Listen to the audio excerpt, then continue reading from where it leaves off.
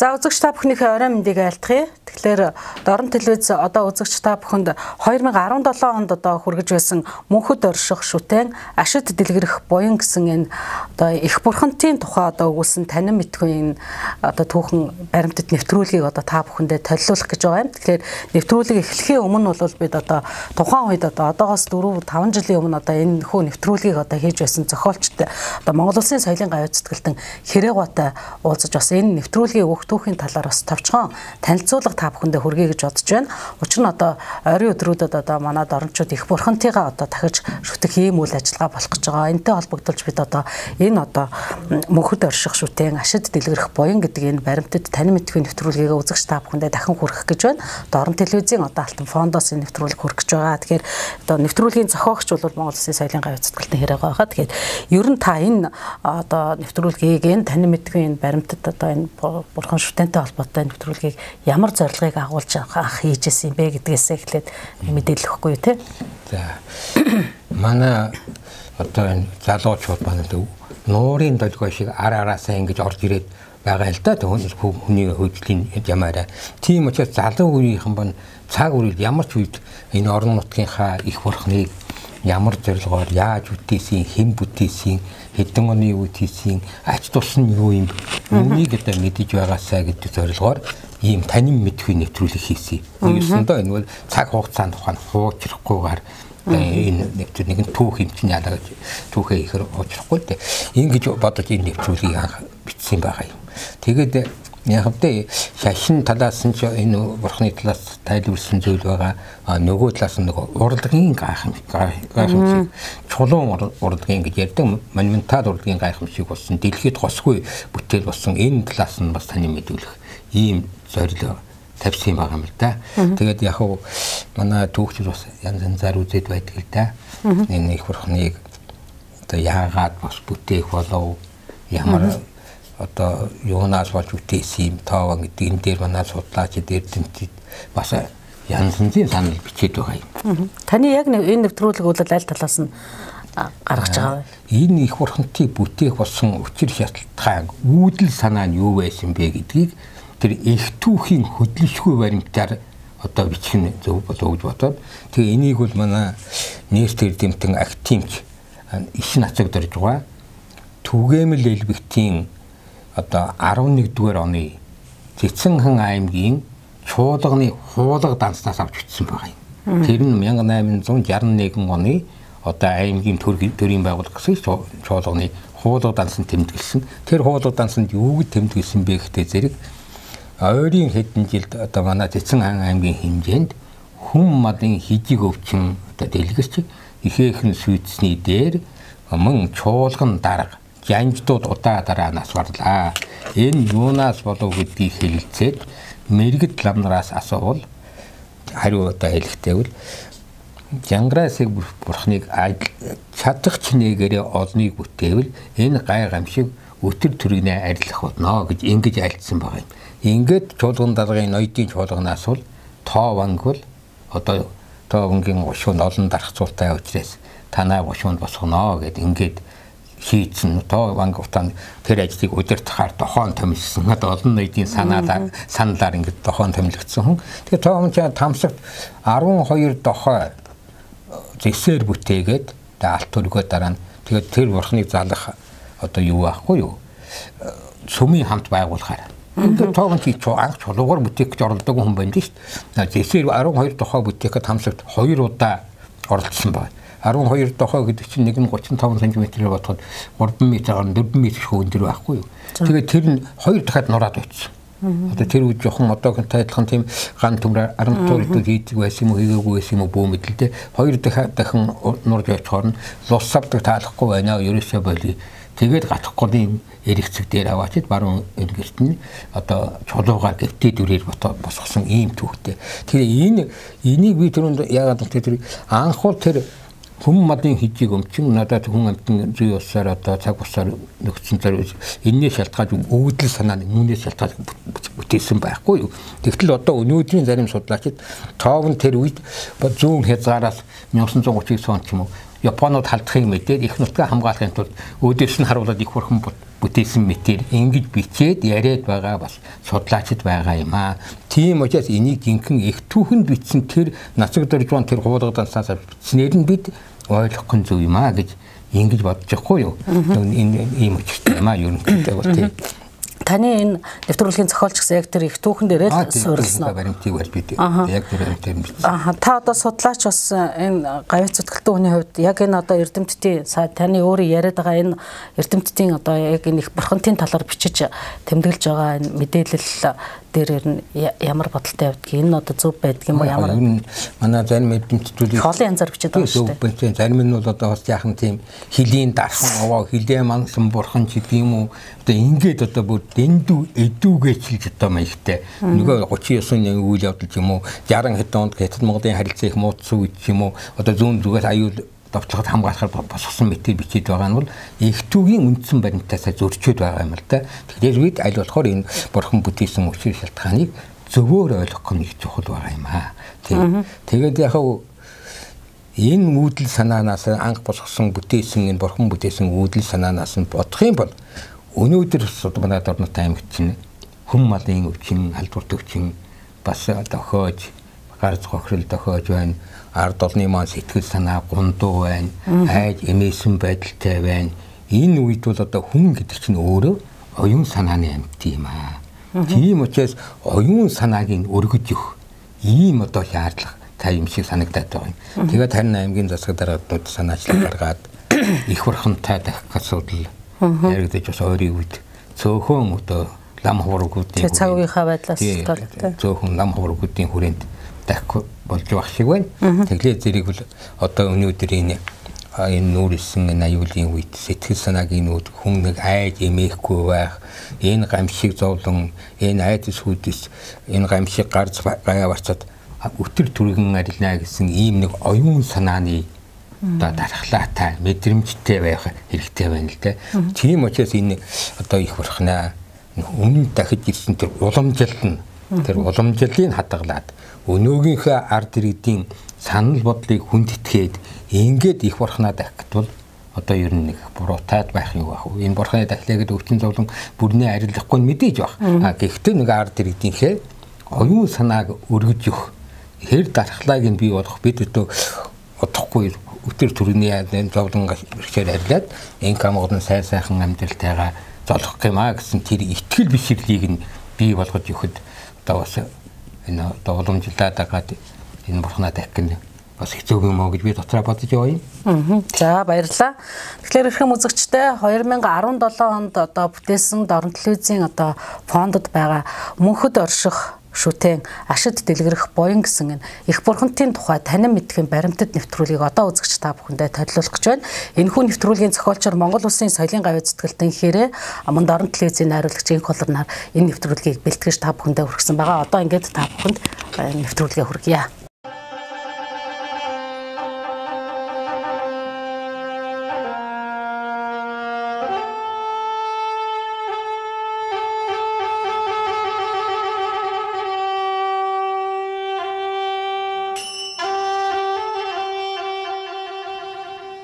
Хянган хөлсийн салбар цалаанаас бүргэх аршаан булгийн их ундрахтай халах гол хадан хашлага уятан хавцал дундуур шууган бүсаар их талын энэ захад орж урсгал төрлөг тогтон гойлдрог сав өргөжж эргэцэг мөргөцөг холдож уужин хүндийн усан судал болно. Халах голыг хашаалах тэр өргөн хүндийн эргэцэг налуу ингэрт ухаантай эзэн бүтээсэн их бурхан амирлан гуйгаад авралын дүрээр налайна. Энэ их шүтэн бурхан багшийн шид бүтээлийг биедэн шингэн тусыг түгээх учиртай язгуурын 3 бурхны нэг Жигва жадчав жанрайсаг. Жигва жадчав гэсэн төв дүгийн жигва гэснийг аюул жад гэдгийг 8 жав хэмээхийг аврах хамгаалах гэсэн утгаснаагаар монгол хэлнийн хөрвүүлдэг байна. Иймээс 8 аюулаас аврагч жанрайсаг бурхан нар тоссон их талд 153 жилийн тэртээд буюу 1864 оны намрын ихэнх сарын шинийн 3-нд 18 шөнөшгээр амлан аврал нэгүүлсэнгүй ачлал тусыг гүйгүүлж эхэлсэн түүхтэй. Шашин шүтээний их бурхан соёл урлагийн гайхамшиг түтгэлийг хэдий үед ямар зорилгоор хэний хүн өдөрт манлайлж хичнээн хүмүүс хөлс хүчээр шавхан байж бүтээснийг буурал түүхийн шарлсан хуудас өгүүлнэ. Нэт түүхч академич Шагдаржавын нацагдэрж агсан их түүхийн сурвалж Сэцэнхан аймгийн Чуулган даргын Түгээмэл элбэгтийн 11-р оны хуулга данснаас баримт татан бичигтэй.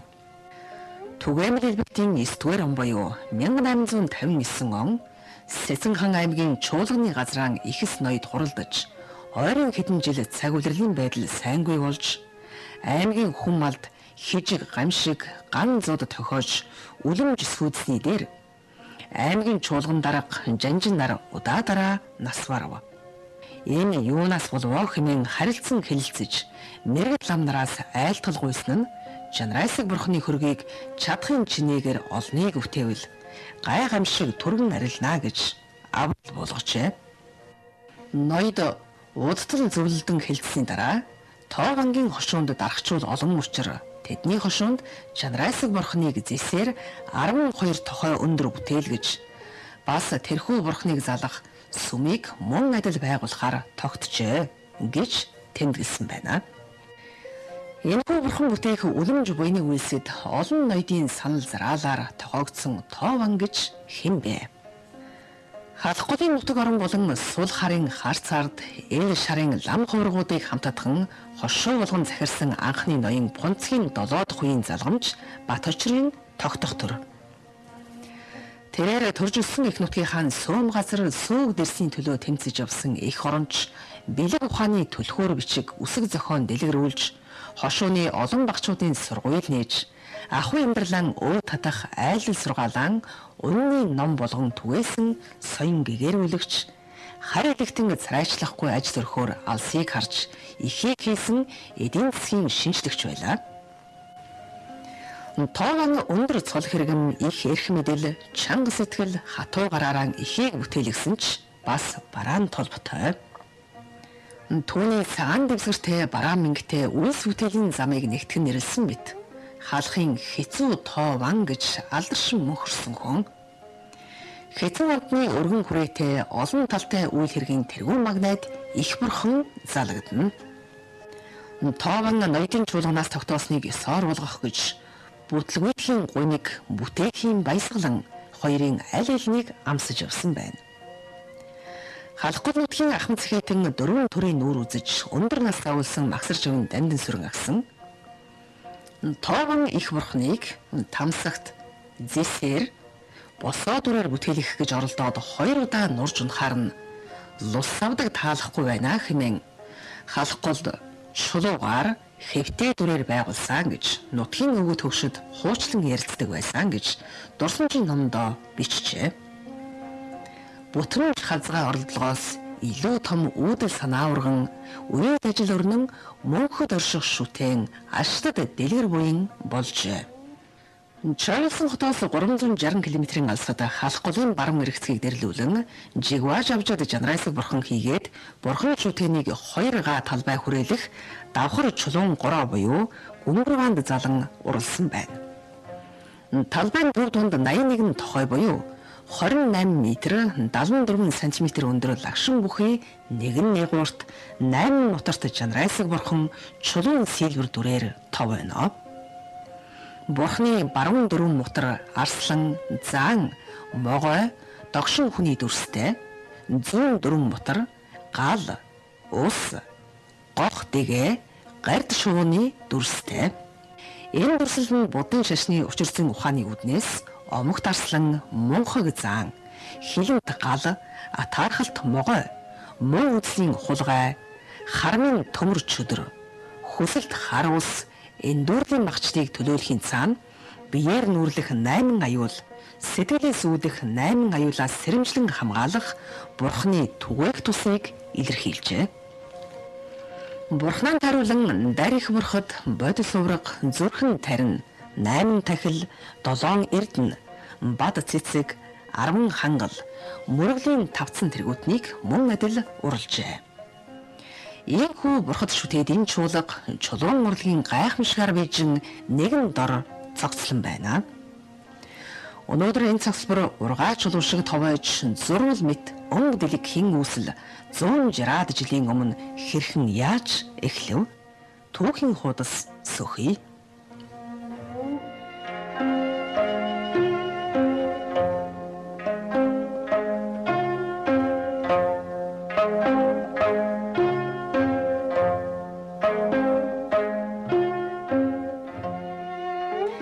Их бурхан бүтээхэд Сэсэнхэн аймгийн 23 хошууг татан оролцуулж, мод бэлтгүүлэн мянган үхэр тэрэг хөдөлгөж, тоогон хошуунаас 180 гаруй урчууд 300 гаруй хүн байнга ажилуулж, нэг удаа 80 хүн гарган бурхан бүтээх чулуу тус бүрийг өргөнөөрөө нэг чи зузаанаараа 7-оос 8 цум хэмжээтэй.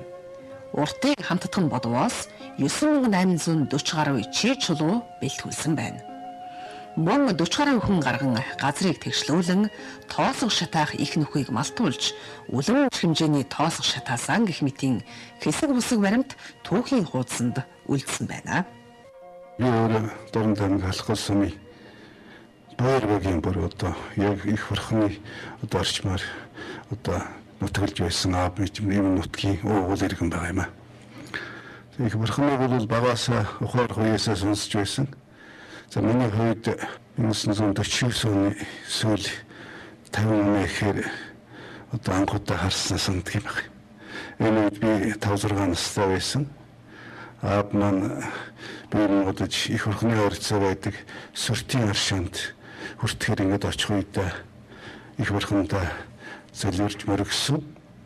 Энэ үед бол би одоо 5-6 настай хүүхэд анхудаа харж үнэхээр их авраг том гар хөлийн мотор тэрүүн одоо байсан гэдг нь одоо хүртэл санаантад байтал. Тэгэхээр тэр үед ер нь их бурхан мэдээж 5-6 настай хүүхдэд асар том тийм тэрүүн мотор гар хөлийнх нь одоо мотор харагдаж байсан болохоор бүрэн бүтэн байсан үе. Халахгүй сумын уугуул иргэн Монголын нэрт дипломатч нэгдсэн үндэсний байгууллагын анхны суурин төлөөлөгч Баярын Жаргал сайхангаа бол халахгүй нутгийн хүн.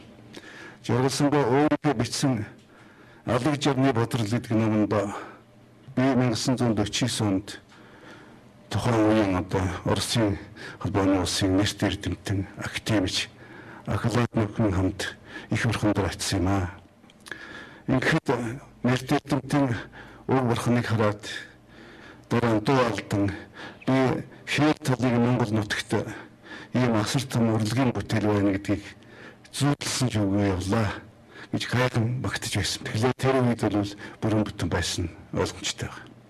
Дараа нэг номонд 1954 онд Жаргал сайхангаа нам төрийн удирдагч Сэдэнбал Самбуударга гадаадын дипломат төлөөлөгчдийн тэргүүн нартай очиход их бурхан яг 49-ийн одоо хэвэнд байсан гэж ингэж ярьдаг.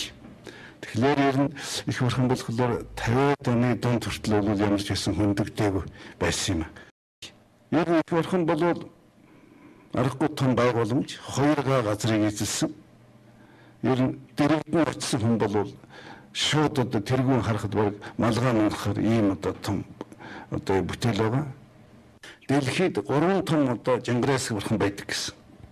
Үүний нэг нь бол манай нутагт бүтээсэн их Жанграасыг одоо бурхан чулуун бурханы дотроос хамгийн том гэж ингэж үздэг. Инхээр энэ бурхан бол зөвхөн одоо халахгүй дорн тайм биш Монгол нутгийн одоо бэлэг тэмдэг брэнд болох юм үнэхээр одоо авраг том соёлын гайхалтай бүтээлээ. Энийг бол анхныхын төрхөнд оруулахын төлөө төр засаг мэргэжлийн хүмүүс цааш тус ажиллах ёстой гэж ингэж миний хувьд бодож байна.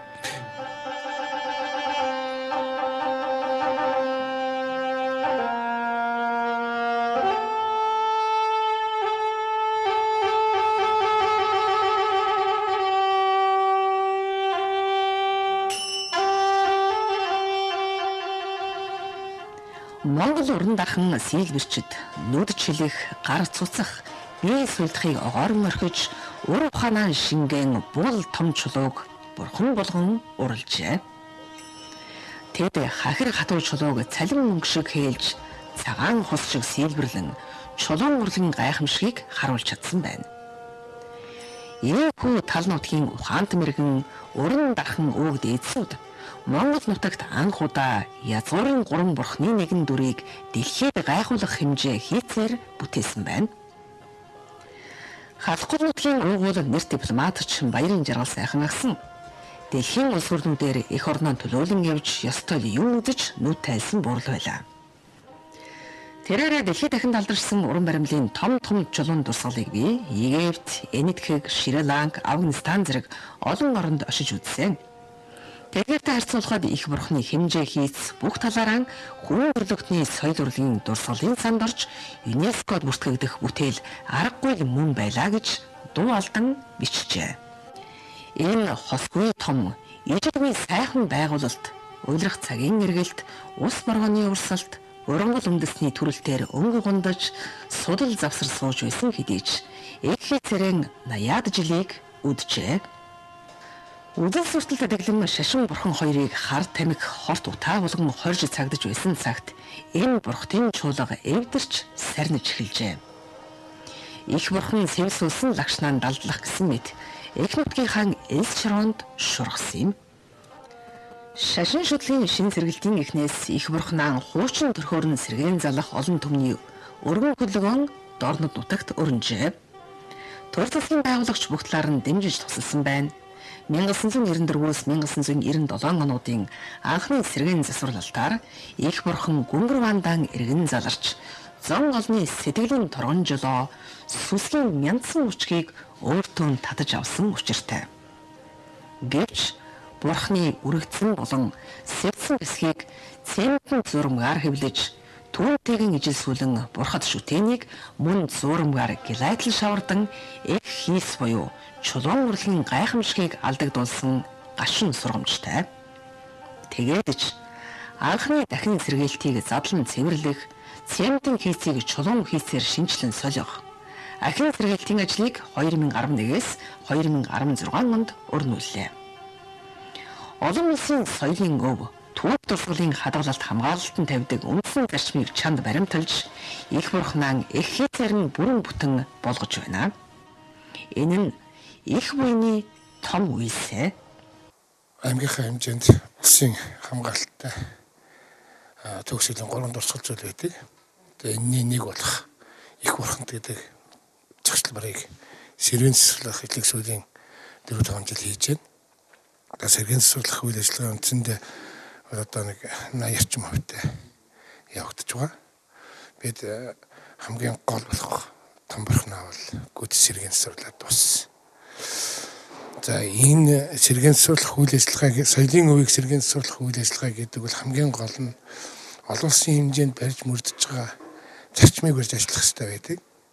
Тэгээ энэ юу юм бэ гэхээр зэрэг их байдлыг хадгалах. Их байдлыг хадгалахаас гадна за үндсэн одоо дурсгалыг хийж бүтээсэн тэр тухайн одоо түүхий дээр хийж бүтээх. Гуравт нь болохоор зэрэг урт удаан хугацаанд хадгалах технологичлыг бүрдүүлэх гэсэн ийм үндсэн 3 зарчмыг баримжилт ажилласан. За энэ ажиллагаанд бол ерөөсөө улсын төсвийн хөрөнгөөс нэг 500 сая төгрөг орон нутгийн өмчс юунаас хөрөнгөөс бол нэг 100 сая төгрөгийн хөрөнгө нэмэлтэндээ гараад байна. Анх тэр Таван гэдэг хүн хийж бүтээжсэн яг тэр анхныхаа их төрхөнд очисон. Ийм сайн бүтээл болсон гэж бид бас үзэж байгаа. Улсчтэй гэж үзэж байгаа. Иргэд маань ч их сэтгэл сайтай байгаа.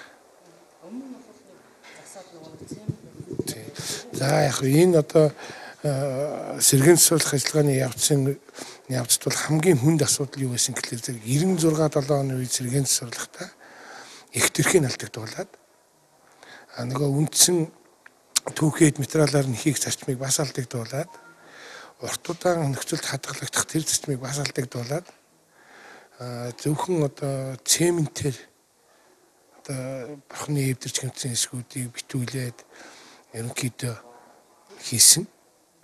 Тэгээд одоо орчин үеийн цагийн буудаг шохоогоор сэргээд засварласан. Тэр нь одоо яхтаа нэг сандаа нэг 2 жил сайхан харагдаж хаад нөгөө цемент маань өөрөө хагарал үүсээд цооролт үүсээд ингээд ирэхээр нөгөө их дурсгалаа бүр шүтэж эхэлсэн. Хамгийн гол бүр шүйд гэж хэлсэн анхных нь их төрхөн бүр алдагдсан юм байсан учраас зайлшгүй яг одоо хуулийн дагуу олон улсад баримтлагын зарчмын дагуу сэргийн засварлах ажиллагаа хийх учраас энэ сүүлийн 5 6 жилийн ажлууч энэ чиглэлдээ хийгдлээ шүү дээ. Үндсэндээ 2011 оноос эхлээд л одоо өнөөдрийг хүртэл хийгдэж байна. Хөрөнгө дуцсны улмаас одоо хийгдэж чадахгүй зогсчод байгаа ажлууд нь бол дээдлийн нэг 7 бурхан байдаг. Босоо 7 бурхан. Тэр 7 бурханы асуудал дээр хөрөнгө мөнгө үндсэндээ бүр дуусчихсан. Одоо нэг цөөхөн хэмжээний мөнгө хөрөнгөний асуудлыг хөөцөлдөж асуудал болгоод тавьж байгаа. Тэр асуудал шийдэгдээд ирэх юм бол бид нар үндсэнд 7 бурханаа шийдвэрлээд авчих бол бурханы маань хэсэг бүр үндсэндээ дуусна гэсэн үг. Яг одоо орон нутгийнх нь их чулуугаар анх хийсэн тэр шилбэрийн аргаар нь тэр одоо чулуунуудыг хооронд нь гагнад нийлүүлэх аргыг тухайн үед л хэрэглэгдэжсэн тэр шавар тэр босод шохоогоор нь өнгөл гарсан юмнуудыг байгалийн чулуугаар зайлшгүй бодог хэрэгтэй болж байгаа байгалийн чулуу буюу шорон будгаар бахтих байх асуудлыг нэрвчээд ингээд л ерөөсөө яг улсад баримталж байгаа тэр 3 зарчмыг баримтлаад Монголын соёлын тухай хууль гэсэн одоо тийм шүү дээ. Их төрхийн хадгална, бахтих байлгана, одоо хийж үзтгсэн анхны аргаар нь хийж үзтгэнэ л юм л. Тэгэхээр энэ бол одоо их бурхантай хувьд бол бид 80% ажил үндсэндээ сайн болсон, сайхан болсон.